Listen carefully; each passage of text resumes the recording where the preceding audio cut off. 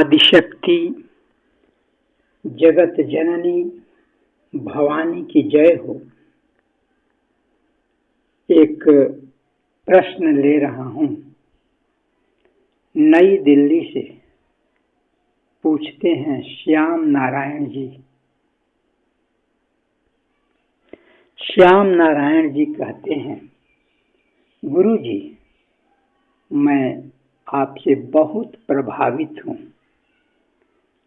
लेकिन एक शंका है, पूछना चाहता हूँ। शंका यह है कि आप देवी गीत गा गा करके दूसरों को क्यों सुनाते हैं? इससे आपको क्या? इस पर जरा समाधान दें। श्याम नारायण जी, आपने कहा कि आप मुझसे बहुत प्रभावित हैं। प्रभावित होना यह आपका व्यक्तिगत है। क्यों हैं, कैसे हैं, इससे आपका संबंध है। इस पर मैं कुछ नहीं कहूँगा। हाँ, आपने पूछा है देवी गीत दूसरों को गा गा कर क्यों सुनाते हैं। इसका तो उत्तर मैं दूंगा, और सुनिए। देवी गीत मैं अपनी मस्ती में गाता हूँ, अपने लिए गाता हूँ। माँ भगवती जो मेरी आराध्या हैं, उनको प्रसन्न करने के लिए गाता हूँ। ये मेरा व्यक्तिगत है। मेरा उद्देश्य दूसरों को सुनाना नहीं है। मेरा उद्देश्य अपने सुनना और माँ को सुनाना है। इसीलिए गाता हूँ। आपने कहा दूसरों को क्यों सुनाते हैं? आपको मालूम है और नहीं है तो सुनिए। देवी गीत मेरे लिए मंत्रों से भी बढ़ करके है। यही तो एक ऐसा साधन है जिससे मैं अपनी आराध्या के निकट सहज रूप से चला जाता हूँ। जब मैं देवी गीत सुनता हूँ, अपनी ही गाई हुई स्थिति मेरी बदल जाती है। मैं रोमांचित हो जाता हूँ। मेरी आंखों से अश्रुधारा बहने लगती है। मेरे रोम रोम नाच उठते हैं। मैं एक दूसरी दुनिया में चला जाता हूँ। वह अद्भुत दुनिया है। मैं धीरे धीरे सब कुछ भूलने लगता हूँ और गीत के शब्द शब्द मुझे प्रभावित करने लगते हैं। श्याम नारायण जी, अब मुझे क्या होता है, इससे अधिक कह नहीं सकता। इसलिए देवी गीत मेरे लिए प्राण है।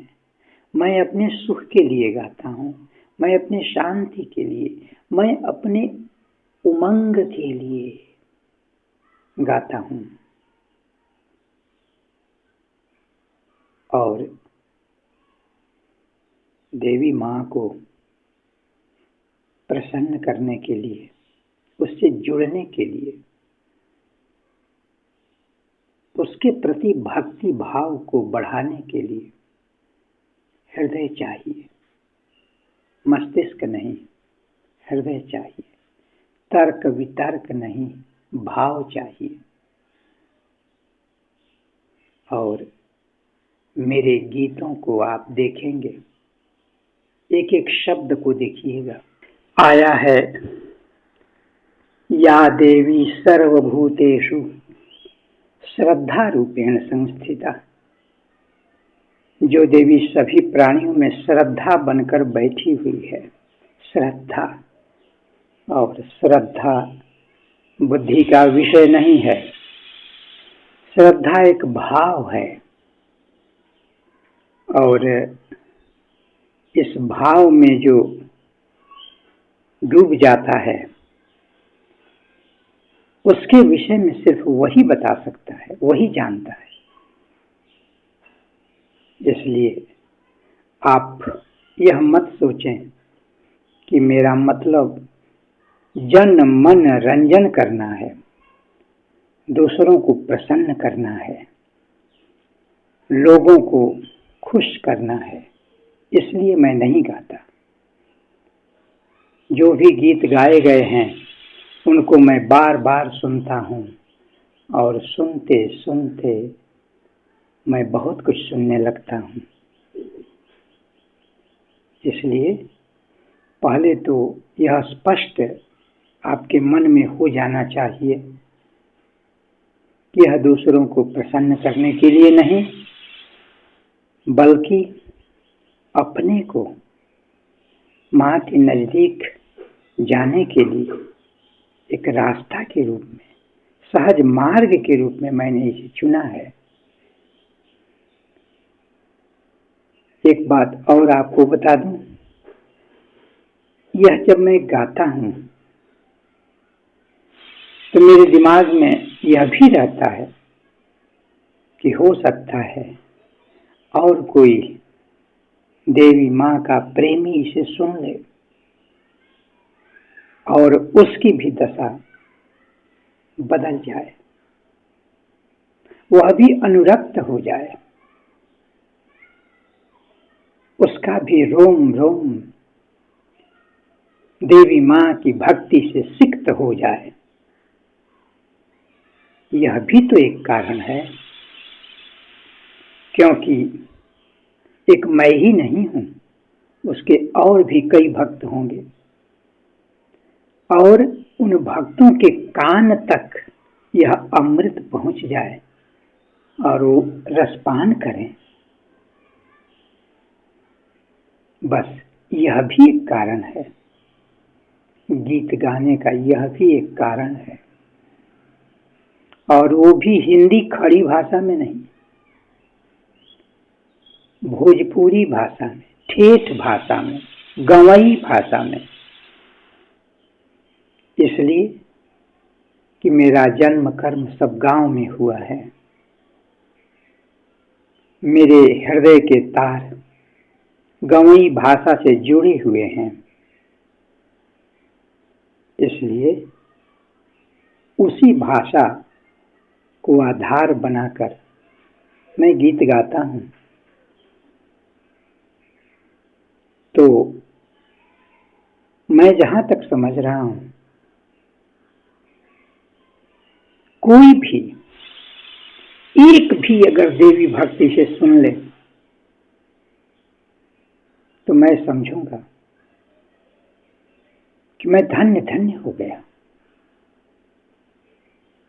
अगर उसका दर्शन हो जाए तो मैं समझूंगा कि मैं धन्य धन्य हो गया। जैसे भी हो, माँ के भक्तों से मैं मिलना चाहता हूँ, उनका दर्शन करना चाहता हूँ, उनके सामने नतमस्तक होना चाहता हूँ। इसीलिए तो इन गीतों को गाता हूँ। कोई तो ऐसा मिल जाए और मेरा इसके लिए दूसरा कोई उद्देश्य नहीं है। गीतों को सुन सुन करके कई लोग फोन करते हैं,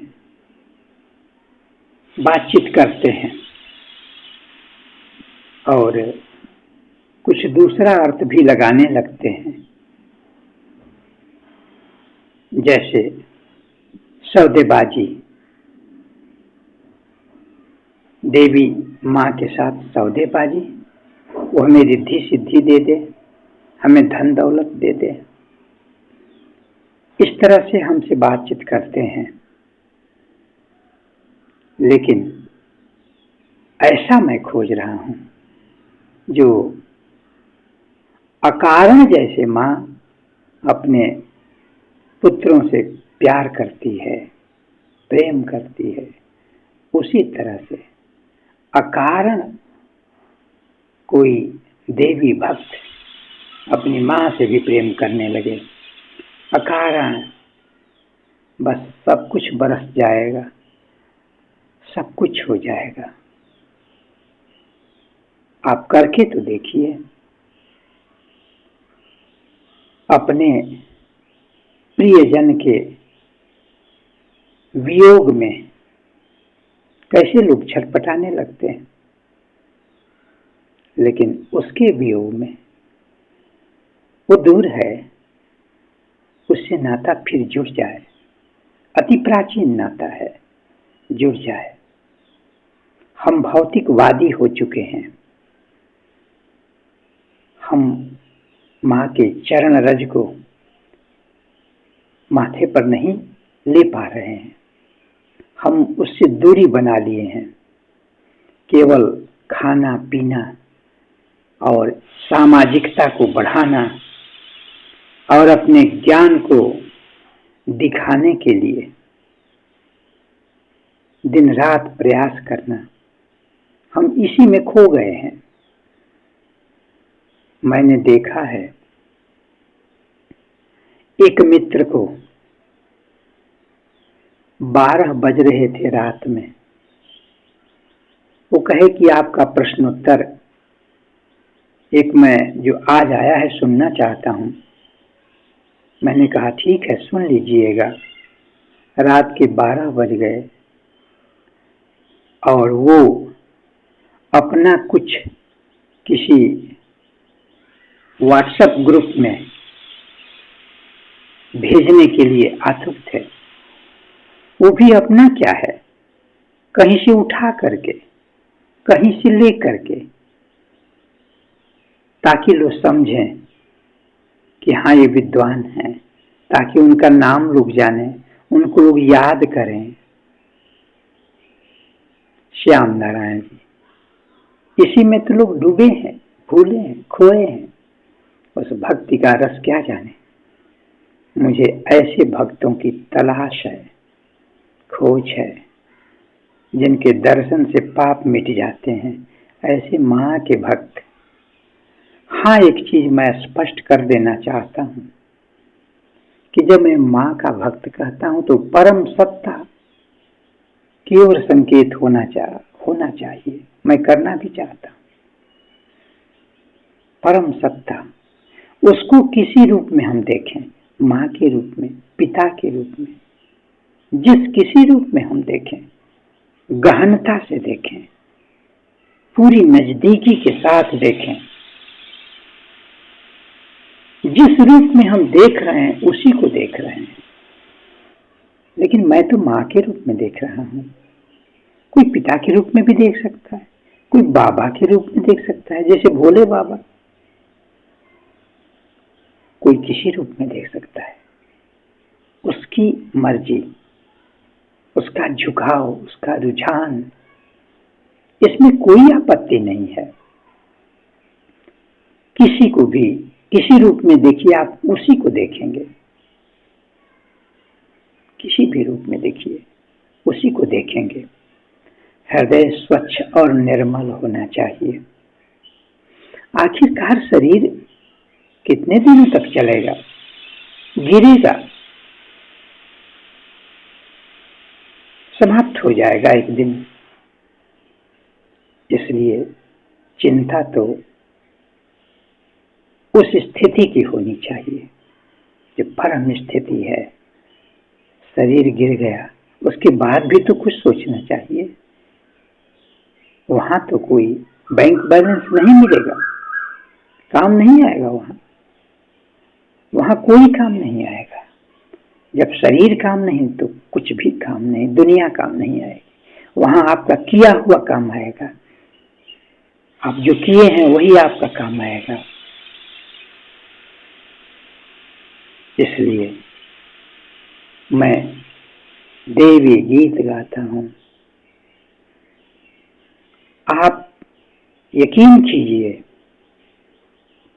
रंच मात्र भी दूसरे को खुश करने की मेरी इच्छा नहीं है, क्योंकि उससे मुझे क्या मिलेगा।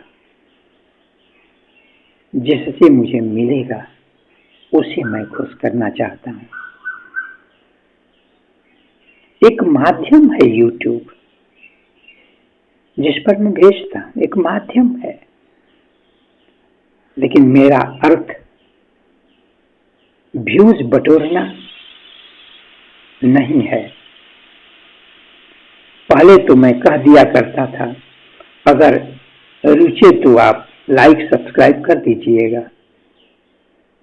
लेकिन कुछ गीतों के बाद ये सब मैं बंद कर दिया हूं। ऐसा मैं कुछ नहीं करता। कोई सब्सक्राइब करता है, ना करता है, कोई मतलब नहीं है।